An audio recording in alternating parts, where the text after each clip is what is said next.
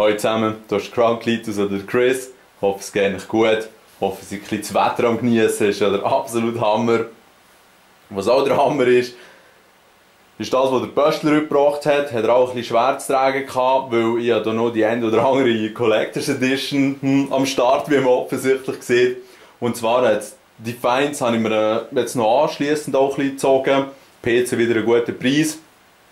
Und dann das Injustice habe ich mir schon lange mal vorbestellt. Und eigentlich sollte das, glaube ich, erst am Donnerstag rauskommen, oder ich weiß es auch nicht. Auf jeden Fall ist heute alles mit angekommen. Dann seht ihr oben drauf noch das Blur für einen PC. Die auch schon bei mir waren, wissen, dass das eigentlich noch ein gutes Game ist, so im Multiplayer. Wenn man nicht total gegen Rennspiele ist.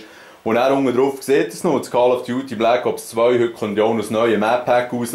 Und somit habe ich eigentlich gerade relativ viele Sachen am Start, wo ich eigentlich nicht alles gleichzeitig rauslassen, videomässig, nicht, dass die nicht zugespammt werden. Darum nehme ich an, dass ich das Unboxing auf die nächsten 2-3 Tage verteile.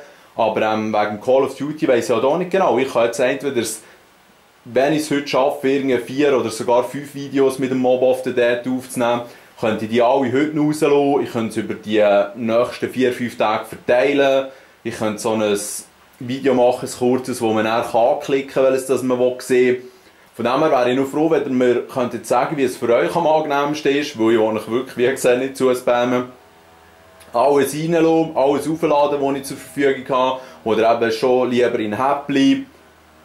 Ja, gebt mir Bescheid.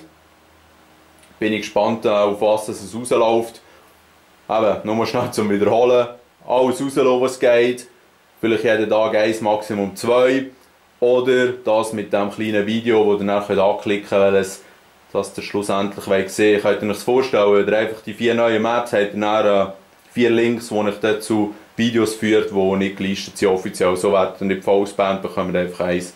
Und das wären dann für Call of Duty Videos. Ich hoffe, das hat nicht zu viel Verwirrung gestiftet. Hier noch schnell ein bisschen reinzoomen. Es ist eine recht geile Statue von Batman, wie er hier gegen die Wonder Woman kämpft. Die Qualität scheint wirklich noch easy zu sein. Und hier in die Defiance Box, weiss ich noch nicht genau, was hier drinnen rumkreucht und fleucht. Das zeige ich euch dann. Also ja, gebt mir bitte Feedback, schön zusammen und macht's gut.